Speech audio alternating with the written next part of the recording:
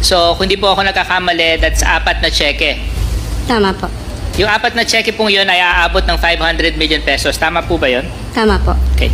Ma'am, matanong ko lang bago ako tumulak sa susunod kong mga tanong. Sa nakalipas na mga hearings namin, kayo po ay pinadadalhan po namin ng imbitasyon. Tama po. Bakit kayo lang po kayo nag-desisyon na dumalo? Sir, as I mentioned po sa aking statement, the first invitation nakasama ako, I was only from September 23 to October 14.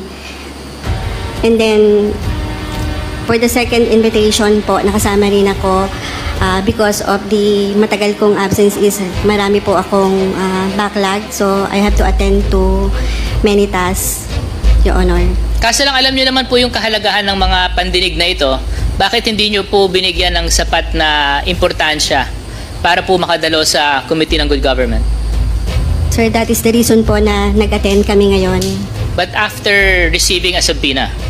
Yes, Your Honor. So I think, ma'am, sa 34 years niyo na pong paglilingkod, hindi na dapat umaabot sa subpoena. Dapat on mere invitation pa lang, nakakadalo na po kayo. Dahil sa totoo lang, hindi naman siguro dapat tumagal ng ilang hearing kami dito kung dumadalo po yung mga resource persons namin. Given that career official pa po kayo, 34 years binanggit ninyo. Ngayon, ma'am, patungkol po dun sa confidential funds, before you issue another check, documents have to be submitted to your office with regards to how this was utilized and how it was liquidated, correct? No, Your Honor. Ang basis lang po ng liquidation sa books of accounts is the received transmittal letter from ICPAO. Hindi, kunyari, humingi sila ng 120, nag-release kayo ng cheque ng 125, di ba? For 125 ng fourth quarter of 2022.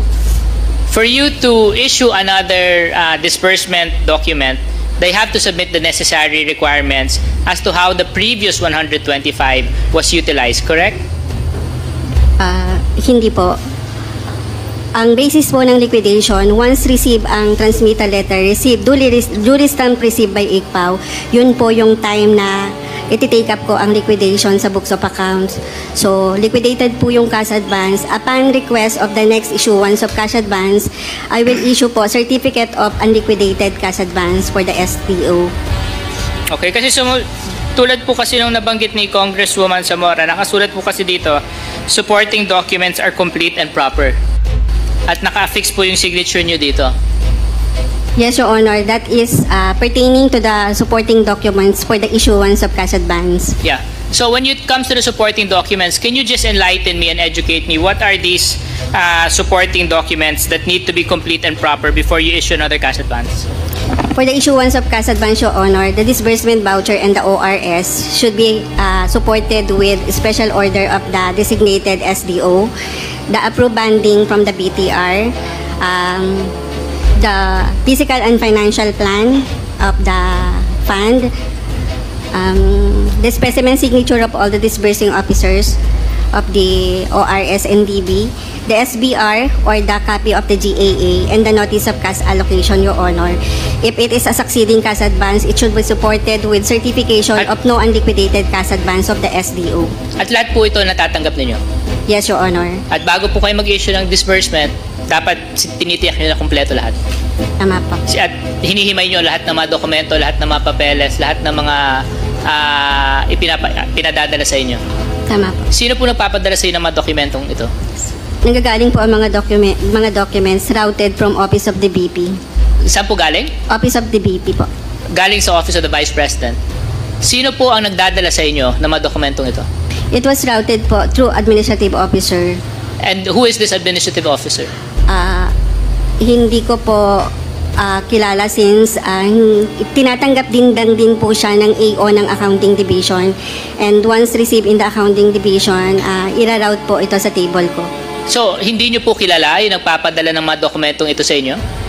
It's only through AO po, administrative officer. So, who is this administrative officer?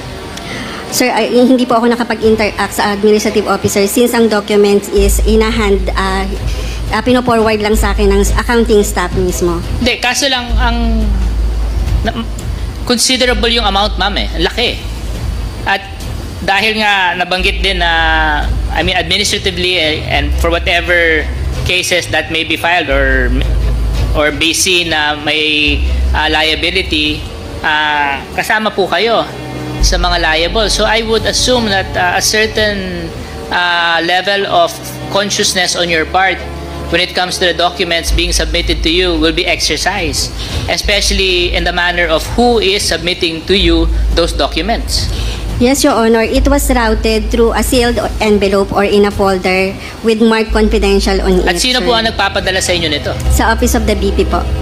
Sino po, would the OIC COS be able to verify who this administrative officer is? Your Honor, I'm sorry, but I cannot identify the specific administrative officer, as we have several administrative officers in No, but the office, okay, Your so Honor. but you may have several. How many administrative officers do you have? 20? 30? I will 50? Yes, I will check, Your Honor, but No, I mean, ma'am. it's more than 10 administrative officers. Okay, or so you have 10 staff in the- administrative officers. How many administrative officers do you have tasked to handle confidential funds? I have no personal But you're knowledge, Your Honor. the chief of staff. You should know. Your Honor, I was only the OIC.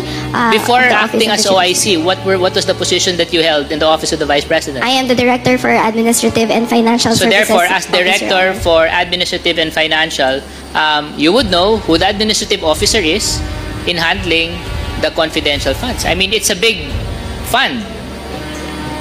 And it's very delicate in its nature that proper care would have to be given to it and attention. So dapat trusted at maasahan ninyo kasi kung magkaroon ng bulilyaso sa pag-handle ng pondong ito, malaking halaga po ang pinag-uusapan natin. You're talking about 125 million pesos per quarter. That's 500 million. So who is the administrative officer that you have tasked from the Office of the Vice President to submit these documents to your chief accountant? Your Honor, again, I apologize, but I am really not privy to that information, Your Honor. Will you be kind enough to find out? I will try, Your Honor. I will check, Your Honor. Thank you very much. So, Ma'am Julieta Valdre, matanong ko lang wag naman po sana kayo masasaktan. Kayo ay 34 years na sa Office of the Vice President. Nasusundan niyo po ba yung mga hearings namin dito? May mga hearings po akong napapanood, Your Honor. Yeah. Okay. So siguro nakita nyo rin naman yung ilan sa mga red flags at inconsistencies na napansin po ng committee pagdating po sa mga acknowledgement receipts na naisubmit. Hindi po ba? Yes, Your Honor. At ilan din po sa mga lumitaw na mga issues patungkol po sa confidential funds other than the acknowledgement receipts ay yung mga questionable utilization niya. Hindi po ba? Tama po. Aware din po kayo.